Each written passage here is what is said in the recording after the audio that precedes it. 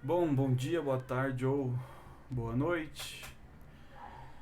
Eu vou gravar aqui agora as aulas 29 e 30, né, da tua apostila 4, para você que é do extensivo noite, né? O assunto que a gente tem para discutir hoje é cálculo estequiométrico, né? Vamos dar continuidade ao cálculo estequiométrico.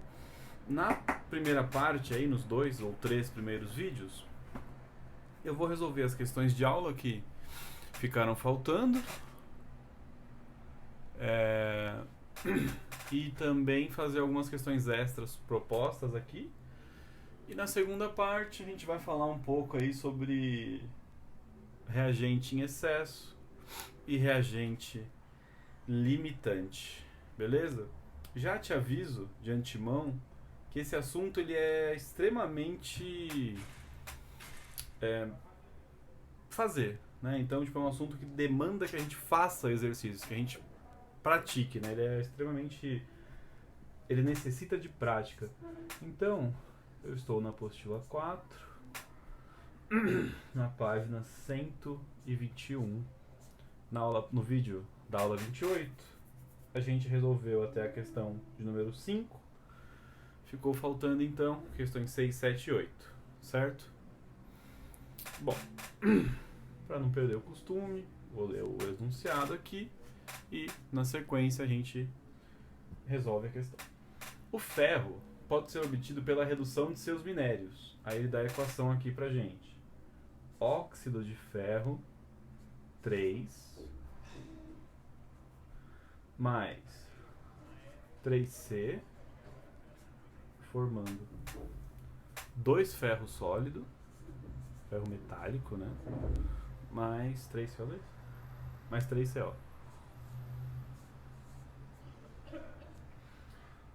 Determine o número de mol de óxido de ferro 3 necessário para obter 3,6 litros de CO na CNTP. Bom, o que a gente não pode deixar de fazer? Né? O que eu não posso esquecer? Primeiro, eu determino a proporção em mol. 1 para 3, para 2, para 3. Primeira linha sempre proporção em mol. O que eu faço na sequência? Bom, na sequência eu substituo as unidades que me forem pertinentes, né? Que eu preciso substituir. Então, ele quer volume de CO e ele quer mol de ferro. Bom, se é mol de ferro, eu posso manter mol de ferro. Se é volume de CO, e ele me falou que é CNTP, no lugar de mol, eu coloco o volume molar de qualquer gás na CNTP. Aí ele disse assim, quantos mols de ferro eu uso para produzir 3,6 litros. Bom, se 1 forma isto, X forma 33,6 litros. Resolvendo essa regra de 3, a gente vai chegar no seguinte. X vale 33,6 por 3 vezes 22,4. Aí aqui, ó, repare que dá pra cortar, né? O 3. Nossa, a cor é horrorosa. O 3 com o 33,6. Aqui em cima sobra 11,2 e aqui embaixo sobra 1. Dá pra cortar de novo, chegando num total de meio mol de óxido de ferro 3. É a quantidade que eu preciso para produzir o volume que ele me perguntou na questão. Então reparem que proporção substitui a unidade, acabou o exercício, né? Aí vira uma questão de matemática. Eu escrevi 5, mas essa questão era a questão de número 6. Tá, deixa eu só acertar aqui. Número 6. Agora, vamos para a questão de número 7. Eu, infelizmente, fechei o arquivo aqui, o PDF da apostila, então calma que eu estou abrindo de novo. Questão de número 7. Achei. A formação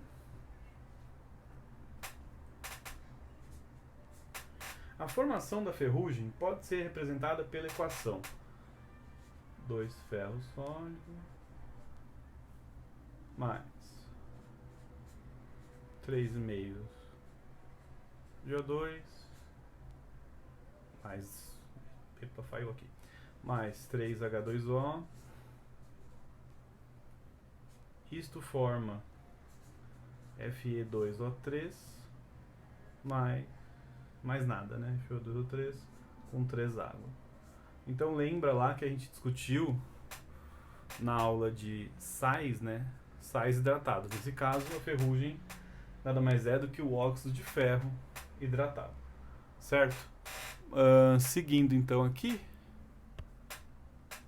vamos ver o que a questão está querendo que a gente faça, né? Acho que eu tentei focar e voltou. Determine a massa de ferro consumida para obter 528 gramas de ferrugem. Então, observem o seguinte, ele está trabalhando isto aqui como sendo ferrugem, como se fosse uma substância só. Então, a proporção aqui, daquela linha de proporção, é 2 para 3 meios para 3 para 1 mol de ferrugem. Ele quer massa de ferro, então aqui no lugar do ferro eu vou escrever a massa molar. Ele quer... Não, ele deu massa de ferrugem, certo? Então aqui no lugar da ferrugem eu coloco a massa que ele me deu como massa molar da ferrugem. Então observe que a relação é 2 vezes 56 gramas está para 1 vezes 214 gramas. Meu x vem aqui e aqui vem o 428, que é o dado que a questão forneceu. Então aqui, ó, a gente vai chegar em 2 vezes 56 vezes 428 por 214. Neste caso, a gente consegue, ó, cortar, né? Sobra 2 em cima, sobra 1 embaixo. Aí aqui a gente tem 4 vezes 56. 4 vezes 6 é 24. 4 vezes 50 é 200. Então 224. Não esquece da unidade e não esquece também da substância, né? Do composto que eu estou falando. 224 gramas de ferro são produzidas aí nesta... Não, desculpa. 24 gramas de ferro são consumidas para produzir a massa que ele deu de ferrugem, certo? Questão de número 8, né? Última questão aí da aula 29. Um fermento muito utilizado na indústria alimentícia é o bicarbonato de amônio. Então aqui, ó, questão 8, bicarbonato de amônio.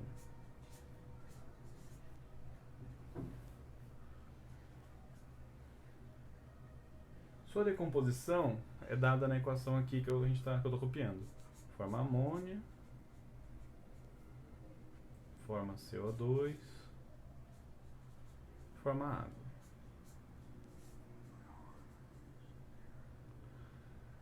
Calcule a massa de bicarbonato de amônio necessária para produzir 45,4 litros de CO2 a 101,305 kPa, nossa senhora, quilopascal, e a 0 graus. Dados: ele deu a massa molar do bicarbonato de amônio e deu o volume molar nessas condições. Pessoas, reparem então que ele deu as condições aí para assustar, porque se ele me dá o volume molar, é só substituir na expressão. Primeiro passo, proporção em mol. Então, 1 mol decompõe-se formando 1 mol de amônia, 1 mol de CO2, nossa, e 1 mol de água. Nesse caso, a proporção aqui foi 1 para 1 para 1 para 1 para 1 para 1. A pergunta dele é a massa de bicarbonato para formar um volume de CO2. Então aqui, ó, no lugar de mol, coloco massa, que foi um dado, 79. E aqui no lugar de mol a gente coloca o volume molar, que também foi dado, que é 22,7 litros. Certo? Aí ele perguntou para 45,4 litros. Que massa que eu precisaria utilizar? Bom, regra de 3, como sempre. Você tem 79 vezes 45,4 sobre 22,7. Aqui novamente, né, a gente tem uma relação de dobro. Esse tipo de percepção, né, de sacada para cortar valores é treino, tá, pessoal? Então vocês precisam sempre, na hora de resolver uma conta dessa, antes de resolver a conta na mão, né, pegar uma calculadora, vocês precisam tentar comparar os números para ver se eles têm alguma semelhança, para ver se é possível cortá-los, certo? Nesse caso, então, sobrou 2 vezes 79. 2 vezes 9, 18. 2 vezes 70, 140. 158. 158, o que? Gramas de quem? Bicarbonato de amônio. Outro detalhe importante é que se a prova é teste, né, eu tenho um cálculo estequiométrico para fazer, eu simplesmente resolvo a conta e acabou, né? Coloco a alternativa lá. Se a prova é dissertativa, como é o caso dos exemplos que a gente fez aqui agora, a gente tem que tomar o cuidado de determinar, né, qual é a unidade, né, dizer em que unidade que eu estou mexendo, que eu estou trabalhando, e também dizer aí qual é a substância, beleza? Bom, eu acho que a gente pode encerrar a primeira parte, né, das questões de cálculo estequiométrico iniciais, das aulas 28 e 29. No próximo vídeo, eu vou resolver algumas questões da página seguinte, da tua apostila, página 122, que ele chamou de atividade extra, tá? Que tem algumas questões aqui interessantes. A gente vai fazer algumas, né? Eu vou resolver algumas aqui para vocês acompanharem.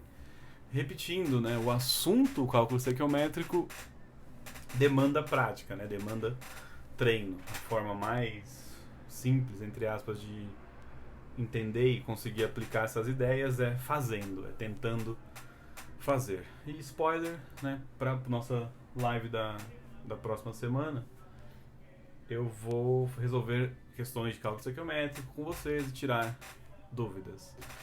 Certo? Então, até daqui a pouco. Depois, se vocês puderem me dar um feedback, a partir deste vídeo, eu estou usando o microfone que eu comprei para ver se o som ficava um pouco mais alto.